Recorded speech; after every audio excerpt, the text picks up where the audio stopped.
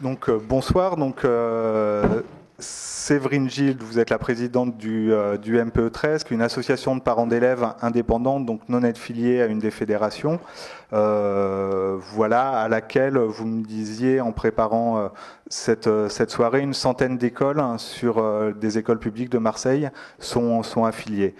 Et c'est en fait d'ailleurs la principale et seule association de parents, enfin en tout cas groupement d'associations de parents d'élèves de la ville.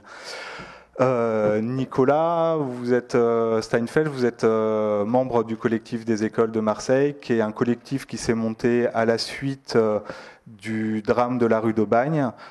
Une des écoles, l'école du cours Julien, avait été, en tout cas il y avait des craintes qu'elle soit touchée. Il y a eu une mobilisation des parents d'élèves sur cette question-là, et même au-delà des parents d'élèves, parce qu'on peut dire que le collectif est un collectif d'usagers. Il y a aussi notamment des instituts qui sont présents dans le collectif. Et si je peux finir sur la présentation, le collectif est signataire des États, enfin participe aux États généraux de Marseille. L'idée avec nos grands témoins, c'était de leur offrir la parole, d'intervenir sur un point précis et d'interpeller directement les prétendants aux prochaines municipales. Donc, on va commencer par Séverine Gilles, si ça vous va, et qui souhaitait intervenir sur la gestion des écoles par la ville, en tout cas le gouvernement de cette compétence.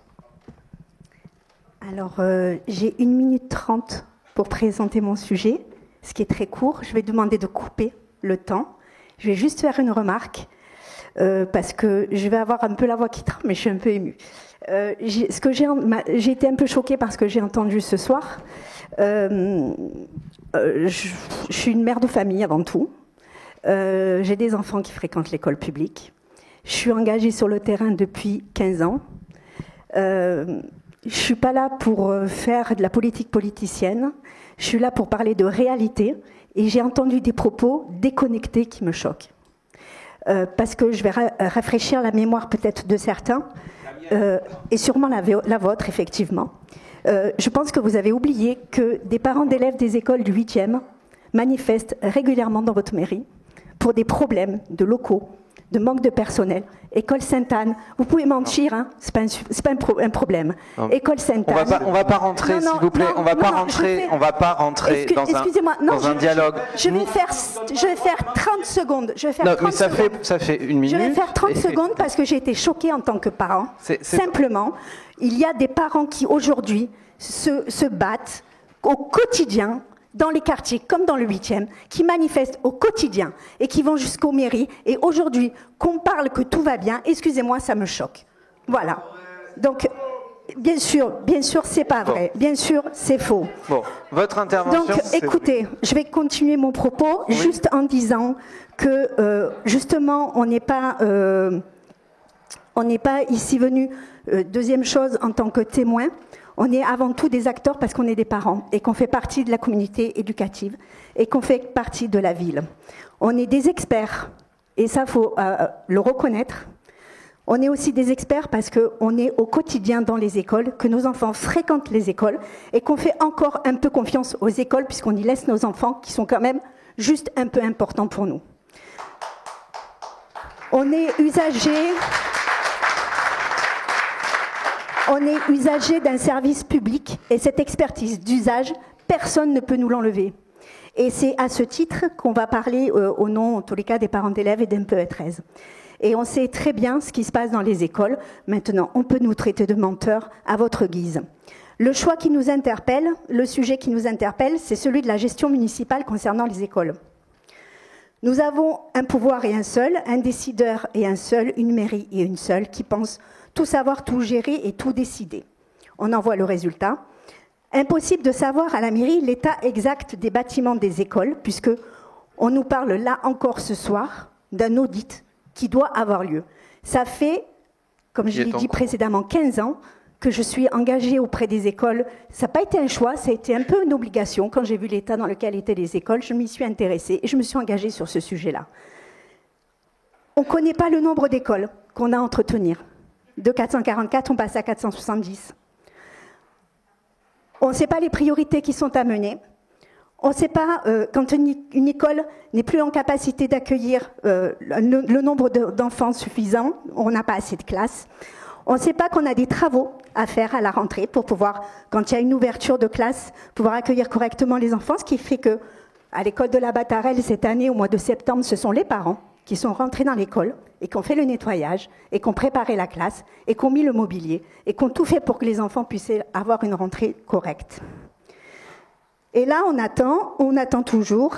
On a oublié cette année, voilà, ça je l'ai dit. J'ai tout écrit parce que 1 minute 30, je vous assure, j'ai l'impression que ça passe super vite. Ça fait 4 minutes, c'est pour ça que vous avez l'impression que ça passe vite. En fait. J'ai demandé à couper au départ. Hein. Oui, bon, allez, continuez. Un préambule. Il y a des travaux en attente, toujours cette même école d'ailleurs, hein, où les parents font le ménage eux-mêmes pour que les enfants puissent rentrer dans leur classe. Il y a des travaux depuis 3 ans qu'on attend. Pourquoi on les attend? On n'en sait rien. Pourquoi? Il y a un budget qui a été voté il y a 3 ans, mais qu'est-ce qu'on en a fait? On n'en sait rien. Et en tant que citoyen, pourtant, moi je paye mes impôts, j'aimerais bien savoir qu'est-ce qu'on fait de mon argent. Je n'en sais rien. On a beau écrire, on ne nous répond pas. On a beau appeler, on ne nous répond pas. Au niveau de la cantine, on en a parlé un petit peu, mais les conditions pareilles dans lesquelles les enfants sont accueillis sur le temps cantine, moi, ça ne me fait pas rire. Franchement, ça ne me fait pas rire. Et là, par contre, on a toujours quelqu'un qui est la super chef des écoles de la ville. Et cette super chef, elle gère un service énorme, plus de 3000 personnels, plus de 470 écoles, mais elle le gère toute seule. Et on a parlé aussi, ce sujet, vous l'avez évoqué tout à l'heure, de la décentralisation. La décentralisation, ça date des années 80. Apparemment, ce n'est pas descendu jusqu'à Marseille. C'est resté à Paris.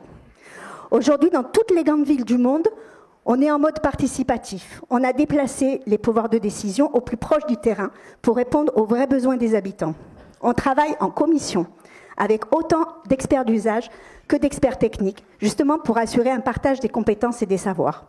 Et il y a une réelle concertation, une réelle efficacité, sans quête de pouvoir, mais avec un seul objectif, celui de garantir le meilleur service et respecter les vraies priorités. Vous l'avez dit aussi, je vais aller vite. L'école publique on vous laissera relancer si besoin, parce qu'autrement, on va avancer. La question, du coup. Alors, non. La question, c'est sur le mode de fonctionnement. S'il vous plaît, Séverine, on vous laissera relancer, mais j'aimerais qu'on réponde déjà sur cette partie, participation, place des citoyens, comment on fait, Christine Just, comment on associe finalement, c'est ça que j'entends, les acteurs de l'école, comment on leur donne suffisamment d'informations aussi pour que aussi les fantasmes ne naissent pas sur un certain nombre de sujets, parce que des fois l'information simplement permet en tant qu'ancienne expert d'usage pour le primaire, parce que malheureusement pour moi c'est la dernière année de parents délégués, et c'est vrai que c'est aussi un problème, c'est que les parents ont du mal à s'engager parce qu'il n'y a pas vraiment dans cette coéducation, puisque c'est ça, c'est la coéducation à tous les stades du parcours pédagogique de nos enfants. C'est compliqué pour les parents de s'engager parfois. J'ai vécu comme vous des choses un petit peu kafkaïesques. Des fois, je ne comprenais pas très bien comment fonctionnait la mairie de Marseille, parce que lorsqu'on a un contrat d'entretien d'une chaudière défectueuse qui coûte plus cher que de remplacer la chaudière, voilà. Comment on fait Eh bien, d'abord, on laisse une place. On a justement un patrimoine immobilier qui permet, comme je le disais tout à l'heure, de laisser une vraie place à une maison des parents, puisque on a besoin que les parents s'investissent dans la coéducation. Et ils sont les premiers sur le terrain, comme je le disais, les fameux experts d'usage. Ça, c'est quelque chose qui n'existe pas. Le problème qu'il y a aussi, c'est que ceux qui sont, les premiers experts, ce sont les maîtres des écoles. Et le problème, c'est que eux ne sont pas. Ce conflit de hiérarchie entre les ATSEM et l'éducation nationale, c'est aussi quelque chose qui est un petit peu compliqué. Et les parents peuvent jouer quelque part un peu le rôle au milieu, parce que c'est pas évident. Une directrice d'école, elle n'a aucun, pouvoir. Elle peut appeler 50 fois la mairie. On lui dit que pour changer une poignée, il faut attendre qu'il y ait 10 écoles qui aient besoin de changer une poignée. C'est quand même la réalité. Je pense que donc la partie constat, on l'a bien entendu. Comment on fait comment on fait? Comment on améliore? Comment on associe? Mais comment on associe? Effectivement, il faut que cette coéducation soit concrète dans les faits, que les parents puissent intervenir et peser, parce que si c'est juste s'asseoir à un conseil de classe en face de Madame Casanova ou du représentant local, ça ne sert strictement à rien. Voilà, donc il faut que les parents d'élèves aient qu'il y ait une maison, des parents d'élèves, peut-être, alors pas par école, parce que ça peut être un peu compliqué, mais par groupe scolaire, réunissant plusieurs groupes scolaires, qui travaillent sur les mêmes problématiques. Lorsque vos enfants vous disent que le repas n'était pas décongelé, c'est le même problème pour tout un groupe scolaire, etc. Que les parents d'élèves puissent avoir un poids dans la gestion de nos écoles. Madame D'Angio, vous proposiez que les mairies de secteur soient tête de pont. Qu'est-ce qu'elles pourraient faire sur ce sujet-là pour donner plus de place aux usagers de l'école, les parents, les instituts, les personnels? Alors, comme je l'ai dit tout à l'heure, nous, on souhaite cette décentralisation qui est possible et qui existe depuis très longtemps. On souhaite cette décentralisation pour de la proximité, pour de la réactivité, parce que c'est avec de la proximité qu'on arrivera à réaliser beaucoup de choses. Et en effet, il est important d'associer les représentants des parents d'élèves. Alors moi, j'ai assisté pendant 4 ans en tant qu'adjointe aux écoles à un grand nombre de conseils d'école sur le secteur où je suis maire. Mes collègues continuent d'assister au plus grand nombre de conseils d'école aujourd'hui. C'est en associant, je pense qu'il y a déjà un projet pédagogique à établir entre l'école, les parents, enfin les enseignants, le personnel municipal et les parents. La première des choses serait peut-être aussi déjà d'associer le personnel municipal au conseil d'école, ce qui n'est pas le cas aujourd'hui. Lors des conseils d'école, il n'y a que les représentants des parents d'élèves et les enseignants. Donc peut-être que déjà là, lors de ces réunions qui ont lieu 3 fois par an, que tout le monde se retrouve autour de la table pour pouvoir échanger sur les problématiques, je pense que c'est important. Si la décentralisation est apportée, enfin est donnée, on va dire, aux mairies de secteur, effectivement, il faudra travailler collégialement avec les parents d'élèves aussi. Tout ce qui est problématique scolaire, c'est l'éducation nationale et les enseignants, mais les parents, c'est eux qui nous confient leurs enfants. Ils sont en droit d'avoir les réponses aux questions qu'ils se posent. J'ai entendu Madame Gilles parler donc de l'école de la Battarelle que je connais bien. Le samedi de la rentrée, les parents étaient sur place en train d'installer le mobilier. Le samedi, j'ai eu Madame Casanova au téléphone le jeudi soir. Elle m'a confirmé que tout serait fait. Force est de constater que le samedi, c'est les parents qui sont allés sur place pour installer la classe. Et c'est la mairie de secteur qui est intervenue le lundi pour aller jeter les encombrants que la ville ne voulait pas venir récupérer. La proximité, c'est la seule clé qui peut permettre de faire fonctionner correctement les établissements scolaires et la proximité avec les parents. Les parents sont en droit, quand on vote un rapport au conseil municipal, le rapport dont parlait Madame Gilles tout à l'heure a été voté il y a 3 ans, les parents sont en droit de savoir quand on vote un rapport, quand est-ce qu'il sera réalisé. On vote des dizaines et des dizaines de rapports lors des conseils municipaux et on attend, et on attend, et on attend, et on attend 3 ans pour qu'ils commencent les travaux. Donc je pense que les parents ont besoin d'une communication, mais d'une communication claire et de transparence. Merci. Merci. Jean-Marc Coppola, sur cette question, est-ce qu'on entend beaucoup parler, par exemple, de budget participatif? Est-ce qu'au niveau des écoles, c'est des choses qui sont possibles de mettre en place? Comment on fait pour associer les parents? Parce que c'est la démarche que vous affichez au sein de votre mouvement sans précédent, dont on parlait tout à l'heure, où vous associez un certain nombre de collectifs, dont certains d'ailleurs travaillent sur ces questions des écoles. Je crois que dans le propos de Séverine Gilles, il faut entendre, on peut toujours dire que c'est des mensonges, c'est pas la vérité, mais c'est la réalité, le mépris. Et à partir du moment où vous avez du mépris, à partir du moment où vous ne répondez pas à un certain nombre de demandes, d'exigences, mais qui sont tout à fait légitimes, qui est le minimum du minimum, comment voulez-vous motiver les parents de s'intéresser pour être utiles? Moi, je salue à la fois les parents d'élèves, mais aussi les enseignants. Parce que quand on a des rapports conflictuels avec les personnels non enseignants ou quand on n'a pas de relations apaisées avec l'éducation nationale, c'est compliqué d'avoir des relations apaisées entre les enseignants et les personnels non enseignants. Mais il y a des écoles, je peux vous dire que ça se passe très bien, que des directrices et des directeurs, des enseignantes et des enseignants motivent les parents. Parce qu'ils vont d'ailleurs au-delà même des questions d'éducation, ils vont sur des projets pédagogiques, ils sont accompagnés, y compris par des parents qui accompagnent les enfants pour des sorties, à défaut d'ailleurs de transport, parce que la question des transports, ça c'est encore un vaste sujet qui coûterait pas cher, mais quand on voit par exemple que dans le 15 et 16, il y a 2 cars, un qui est, ça y est maintenant, en panne, je ne sais même pas s'il va être remplacé, et puis l'autre il est obsolète, etc. Comment voulez-vous amener les enfants à la bibliothèque, dans un théâtre, etc., etc. Donc ça passe par ce que j'appelais tout à l'heure la démocratie éducative réinventée, avec du respect des uns et des autres, et parce que chacun et chacune peut apporter quelque chose. Et entendre, justement, quand il y a des annonces, enfin, je vais peut-être devancer l'intervenant suivant, c'est que quand il y a des alertes ça doit être assez, j'allais dire, sérieux pour qu'on puisse anticiper les alertes qui ont été faites, par exemple, sur l'école du cours Julien.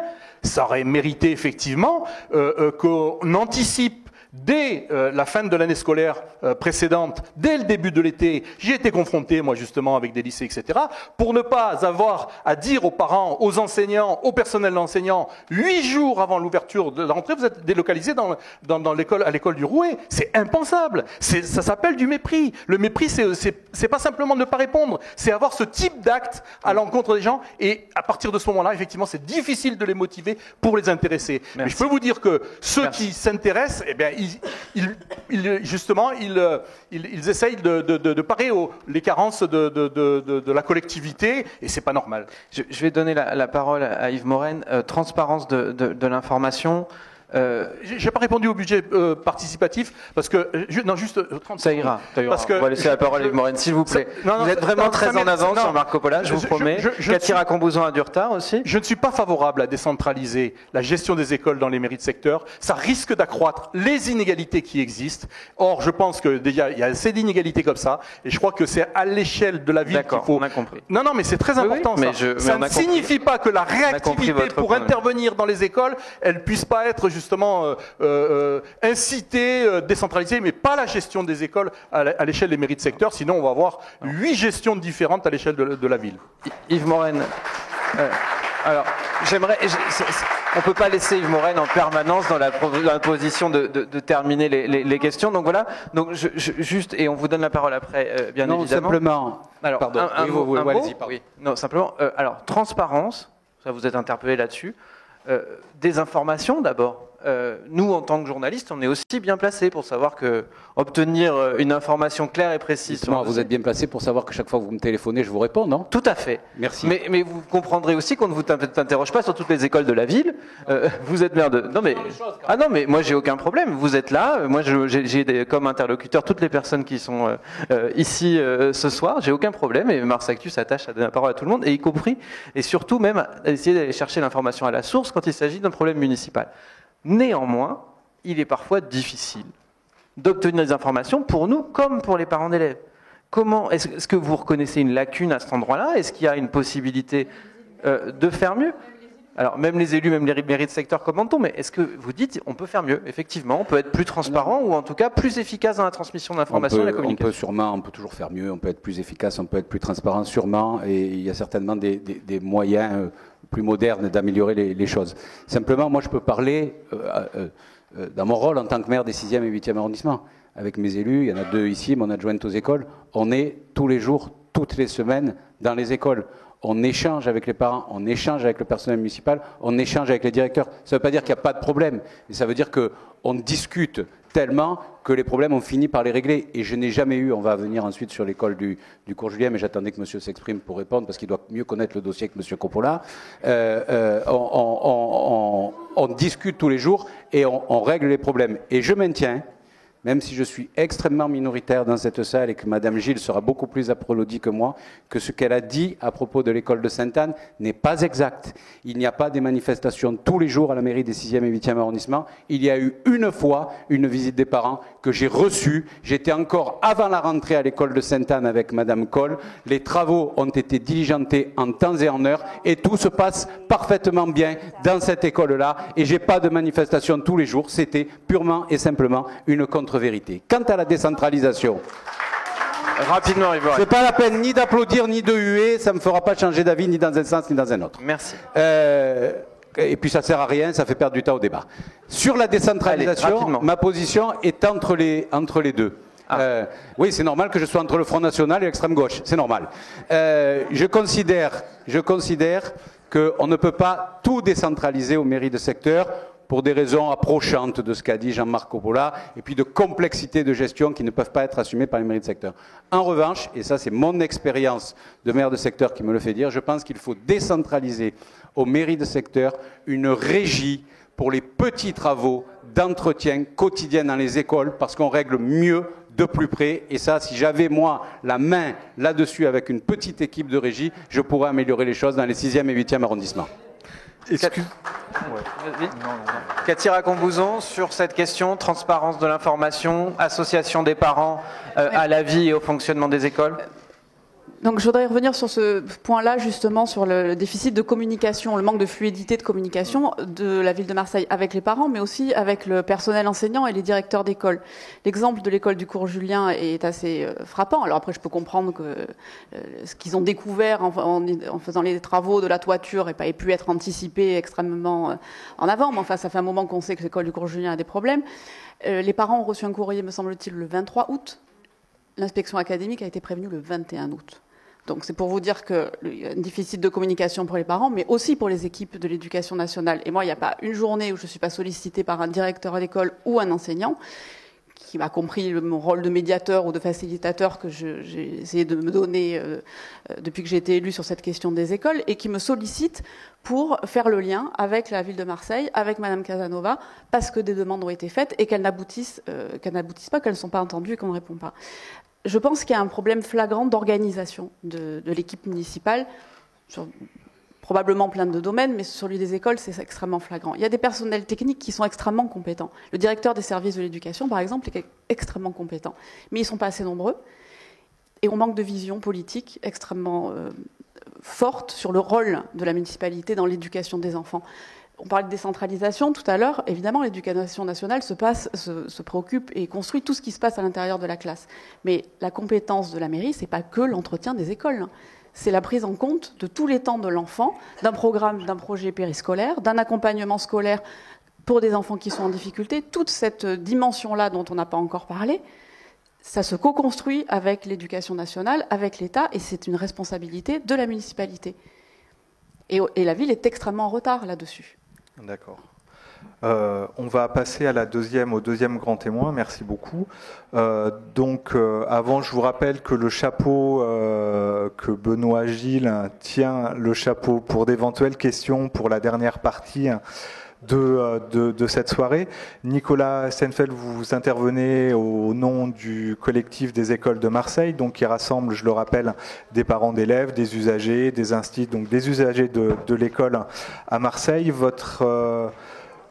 Votre intervention était centrée sur l'accueil justement des enfants, donc cette préoccupation, et avec des propositions aussi concrètes. Tout d'abord, merci d'être là, même si je rejoins Séverine sur cet aspect grand témoin, on parle de démocratie participative. Je voudrais du coup, parce qu'on donne la parole à tout le monde, puis on se dit, tiens, lui, il peut parler que de l'école du cours Julien. Je vous annonce que voilà, donc le collectif des écoles, comme parlé, est inscrit dans une démarche des États généraux qui crée une plateforme, Decidim. Je vous invite à aller voir ce que c'est. C'est une plateforme collaborative qui a été mise en place à Barcelone. Reprenons un petit peu notre ville. Je vous parle à vous, citoyens, parce que je suis désolé, chers élus, vous pourrez dire ce que vous voulez, vous pourrez avancer les chiffres que vous voulez. Nous, ce qu'on veut, c'est pas du blabla, pas des moyens, mais des résultats. L'État, il est là, c'est que nos écoles, elles sont pourries, on le sait. Nous, on a fait un audit interne, comme tout le monde a fait ces petits audits. Sauf que c'est les remontées des enseignants, les remontées des parents d'élèves. J'ai 130 écoles qui m'ont montré qu'ils avaient des cafards, qu'ils avaient des rats, des plafonds qui s'écroulent, des cours, tout ça. Donc tout ça, on le sait, mais voilà, c'est un fait. Pour moi, c'est pas une histoire de moyens, c'est une histoire de résultats. Il va falloir aussi qu'à un moment donné, vous vous mettiez face à vos responsabilités. Et là, j'en appelle plutôt aux citoyens de reprenons notre ville sur la partie des écoles.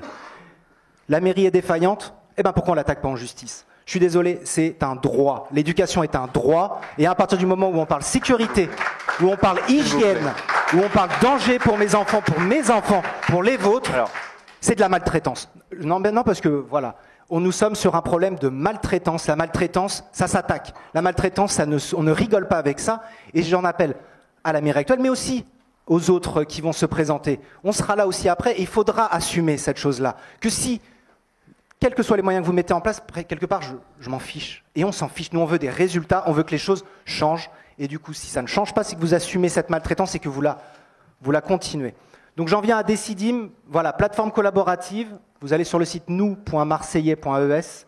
Et là, l'idée, c'est vraiment de sortir des schémas politiques et que ce soyons nous qui construisons notre école, l'école de Marseille, l'école comme on la voit, participativement, avec des débats. C'est un outil numérique très puissant et je pense qu'on a, nous, bien plus à dire à faire remonter du terrain que les propositions qu'il y a et qui peuvent émerger du truc. Donc voilà, c'était un petit peu plutôt le sens de mon intervention.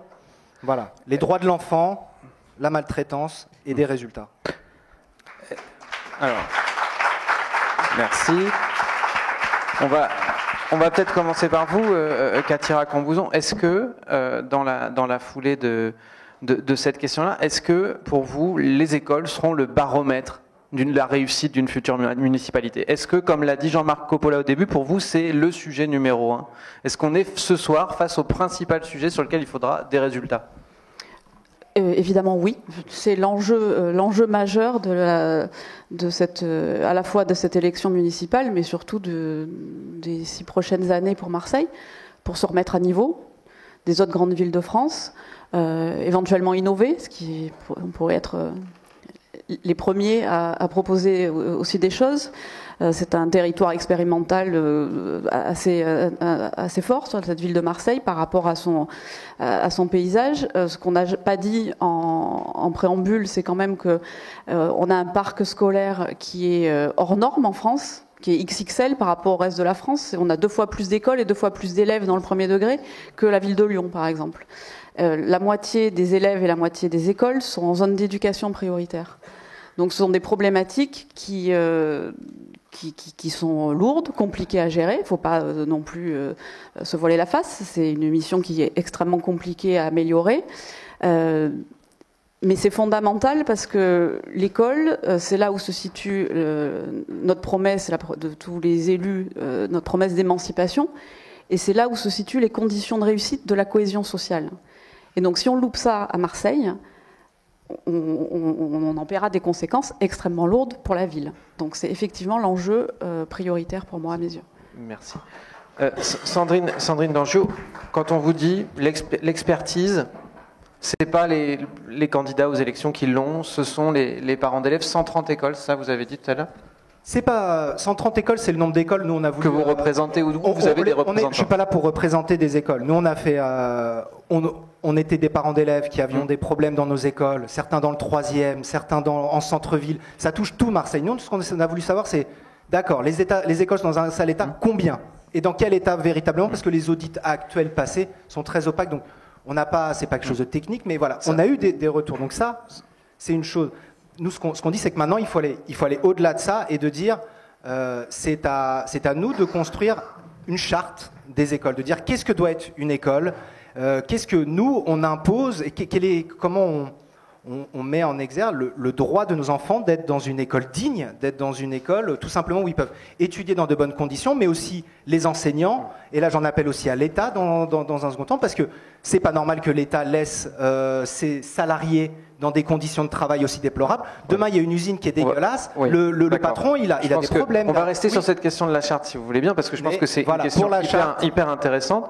Et que du coup, ce que je veux dire, c'est que voilà, là, ça propose, on se dit, tiens, peut-être plus tard, on fera des trucs. Non, agissons maintenant. On n'a pas besoin de partis politiques pour l'instant. On peut aussi avancer en tant que citoyen, en tant qu'habitant de Marseille, et d'avancer par nous-mêmes.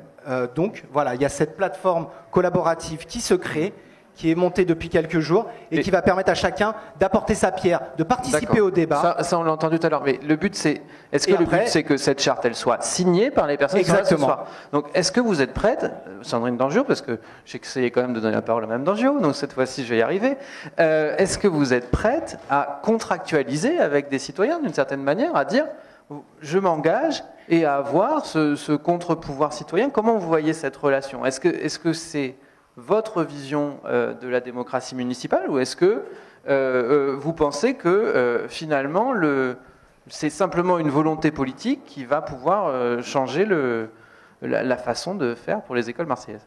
Les deux vont de pair. Je pense qu'il faut une volonté politique de sortir nos écoles de la situation dans laquelle elles se trouvent.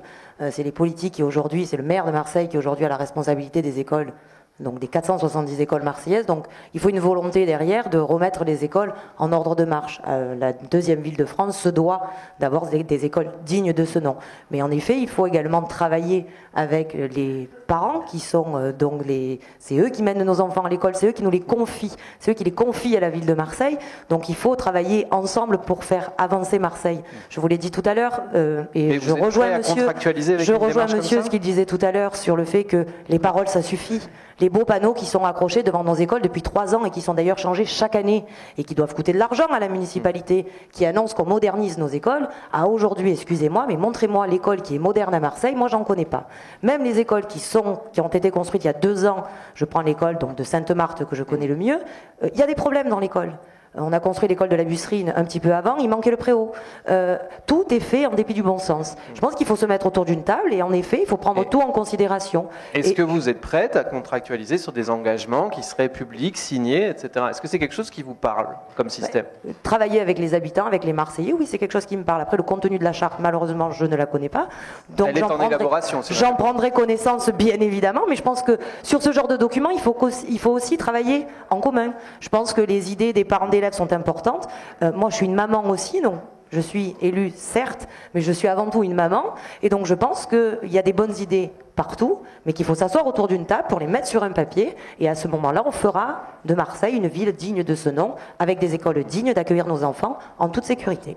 Mais on vous invite tous à y participer, hein. Juste à égalité. Complètement. C'est juste à égalité. C'est un peu comme ce soir le débat. Arrêtez de placer les politiciens devant et puis nous en citoyens, grands témoins, panel qui avons 1 minute 30 là où... C'est pas ce que je fais à la mairie de secteur. Je faisais une petite parenthèse, mais parce que on a compris. Et vous êtes venus, vous avez bien annulé la semaine dernière, ce qui a permis à tout le monde de devoir décaler votre agenda. On va pas faire ce que je me permets si non, je vais répondre là-dessus. Je pense pas avoir dépassé mon temps de parole. On invite tout le monde. On invite tout le monde à participer. Nicolas Stenfeld, s'il vous plaît. Je vous rejoindrai volontiers. Entendu. Je vais juste répondre 30 secondes. On l'a dit tout à l'heure, le but est d'interroger ceux qui prétendent représenter les citoyens que nous sommes. C'est pour ça qu'on les a mis à la tribune. Et c'est pour ça qu'on vous a fait venir, parce que il y a un jeu d'interpellation citoyenne. C'est pas simplement des journalistes qui questionnent, c'est l'idée d'avoir, et on va passer aux questions de la salle désormais, d'avoir cette parole et des engagements face à vous, face à nous, et qui soit public. J'aimerais réagir justement. Alors, non, s'il vous plaît, Christine, je vais juste finir cette phrase, et après on va prendre des questions, vous allez laisser la parole au citoyen, parce qu'autrement vous allez encore vous faire gronder. Non, mais vous aurez l'occasion, on va prendre quelques questions quand même, et je vous promets de vous donner la parole en premier, et je reviendrai vers... Avant Jean-Marc Coppola. Avant Jean-Marc Coppola? J'ai dit en premier. A priori, il n'y a personne avant la première. Alors, voilà, donc voilà l'idée. Donc, on va prendre des questions parce que c'est la promesse. Benoît en a déjà récupéré un certain nombre. Alors, je vais te